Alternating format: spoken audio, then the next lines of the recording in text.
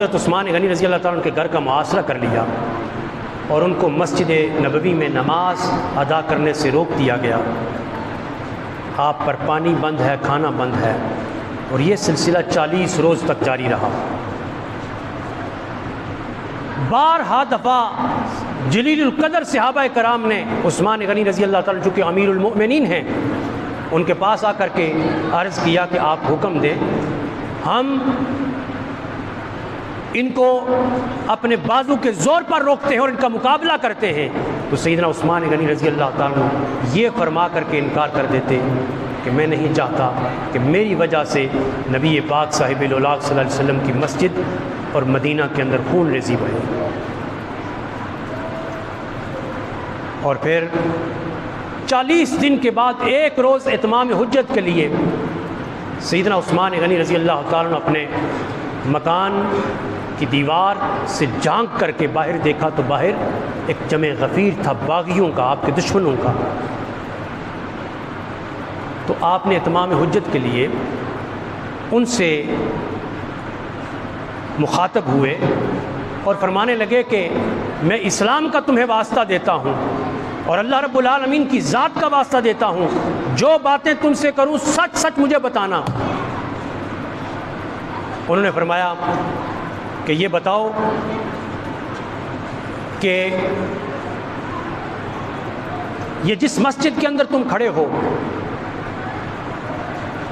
جب یہ مسجد کی جگہ نمازیوں کے لیے کم پڑ گئی تو رسول اللہ صلی اللہ علیہ وسلم نے برسر منبر اعلان کیا کہ کون ہے کہ جو فلاں شخص سے زمین کا قطع خرید کر کے مسجد کے لیے وقف کر دے، اور جو ایسا کرے گا وہ جنت میں اس سے بہتر جگہ پائے گا۔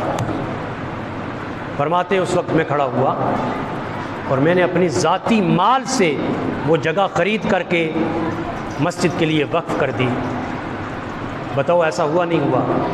ان سب نے کہا بالکل ایسا ہوا۔ تو فرمایا آج یہ وہی جگہ ہے کہ جہاں تم مجھے 2 رکعت نماز نوافل پڑھنے نہیں دے رہے ہو۔ پھر فرمایا یہ بتاؤ کہ جب مدینہ کے اندر میٹھے پانی کی قلت ہو گئی، صرف ایک کنواں باقی تھا جو بئر روما تھا، اور اس کے اوپر ایک یہودی کا قبضہ تھا، وہ مسلمانوں کو مہنگے داموں پانی فروخت کرتا تھا، اور مسلمانوں کے اندر اتنی خریدنے کی ہی طاقت نہیں تھی۔ تو سرکار کائنات صلی اللہ علیہ وسلم نے ایک روز اعلان فرمایا کہ کون ہے کہ جو اس یہودی سے کنواں خرید کر کے مسلمانوں کے لیے وقف کر دے، فرمایا جو ایسا کرے گا اس کے لیے جنت ہے۔ عثمان غنی رضی اللہ تعالیٰ فرماتے ہیں میں نے وہ خرید کر کے مسلمانوں کے لیے وقف کیا۔ بتاؤ ایسا ہوا نہیں ہوا؟ سب نے کہا ایسا ہی ہوا۔ فرمایا پھر آج 40 دن گزر گئے ہیں، اس کنویں سے مجھے پانی پینے کی اجازت نہیں دے رہے ہو، ایک گھونٹ بھی پی سکوں۔ پھر سیدنا عثمان غنی رضی اللہ تعالیٰ عنہ نے فرمایا کہ یہ بتاؤ کہ میں نے ایک جنگ کے اندر سرکار کائنات صلی اللہ علیہ وسلم نے اعلان فرمایا کہ آج اسلام کو مال کی ضرورت ہے، تو فرماتے ہیں کہ میں نے 10,000 مجاہدین کے لیے سواریاں پیش کی، اسلحہ دیا، زریں دی، اور ان کی ضروریات کی ہر چیز میں نے دی۔ تو نبی پاک صلی اللہ علیہ وسلم نے فرمایا کہ اے اللہ میں عثمان سے راضی ہوں، تو بھی اس سے راضی ہو جا۔ کیا ایسا ہوا یا نہیں ہوا؟ انہوں نے کہا ہوا ایسا۔ تو فرمایا یہ سب کچھ کہنے کے بعد نبی پاک صاحب الاولاق صلی اللہ علیہ وسلم نے پھر ایک ارشاد فرمایا تھا، اور وہ کیا تھا؟ فرمایا کہ میرا عثمان شہید ہے، میرا عثمان شہید ہے۔ فرمایا ایسا ہے ہوا یا کہ نہیں ہوا؟ انہوں نے کہا ہوا۔ تو فرمایا خدا کی قسم میں شہید ہوں، خدا کی قسم میں شہید ہوں، خدا کی قسم میں شہید ہوں۔